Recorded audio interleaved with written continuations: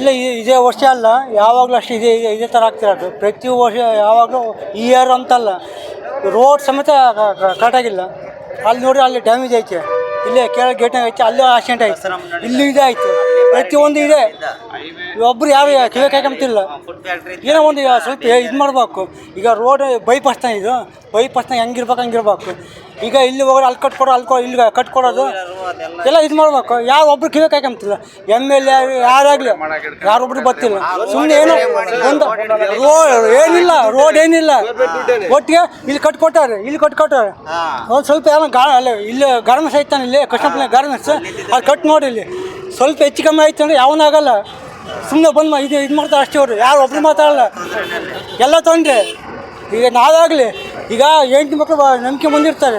ಈಗ ಇದಾಯ್ತು, ಯಾರು ಹೊಣೆ ಆಗ್ತಾರೆ? ಯಾರು ಹೊಣೆ ಆಗಲ್ಲ.